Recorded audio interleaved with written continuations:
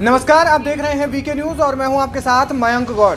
पत्थर में प्राण प्रतिष्ठा करने से वो सजीव हो सकता है तो फिर मुर्दे क्यों नहीं चल सकते। यह अनर्गल टिप्पणी एक ऐसे नेता ने की है जिसे बार बार हिंदुओं का अपमान करना अच्छा लगता है, क्योंकि इसे ऐसा करने पर कोई सजा नहीं मिलती, कोई इसके सर को तन से जुदा करने की धमकी नहीं मिलती, ना ही कोई इस पर कार्रवाई होती है। इसलिए हर दिन इस नेता के हौसले बढ़ते ही जा रहे हैं और एक बार फिर हिंदू धर्म की आस्था पर बड़ी चोट वो कर रहा है। दरअसल समाजवादी पार्टी के राष्ट्रीय महासचिव स्वामी प्रसाद मौर्य हिंदू धर्म को लेकर हमेशा ही अनर्गल बयान देते रहते हैं। स्वामी प्रसाद मौर्य ने हिंदू धर्म को धोखा तक कहा था, ये तक कह दिया था कि हिंदू धर्म कोई धर्म नहीं है, ये सिर्फ जीवन जीने की एक पद्धति है। एक बार फिर मौर्य ने ऊटपटांग बयान दिया है। उन्होंने एक बार फिर से अयोध्या में हुए भगवान राम की मूर्ति की प्राण प्रतिष्ठा को लेकर एक विवादित टिप्पणी की है। उन्होंने कहा कि पत्थर में प्राण प्रतिष्ठा करने से वो सजीव हो सकता है तो फिर मुर्दे क्यों नहीं चल सकते। मंच से बोलते हुए कर्पूरी ठाकुर के जन्म शती कार्यक्रम की पूर्व संध्या पर आयोजित कार्यक्रम में कहा स्वामी प्रसाद मौर्य ने ये बात की। समाजवादी पार्टी के नेता स्वामी प्रसाद मौर्य ने फिर इस मामले को सियासी जामा पहनाने की कोशिश की।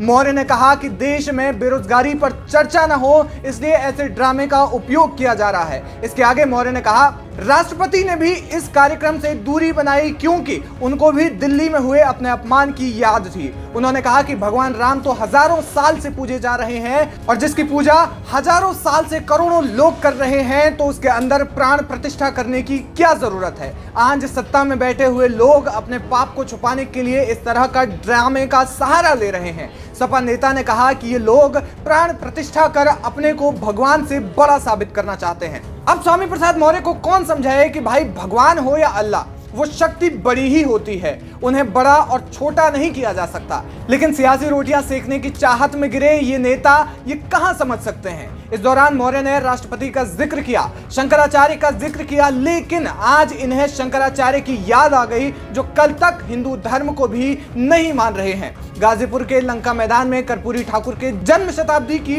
पूर्व संध्या पर एक कार्यक्रम का आयोजन समाजवादी पार्टी ने किया था, जिसके मुख्य अतिथि स्वामी प्रसाद मौर्य रहे और उन्होंने मंच से बोलते हुए भगवान राम की मूर्ति की प्राण प्रतिष्ठा पर सवाल उठाए और कहा कि मैंने देखा सुना एक कोई सजीव है,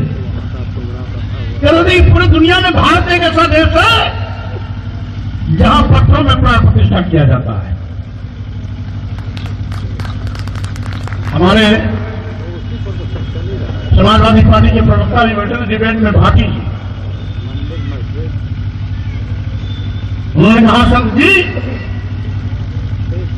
तो अच्छा है,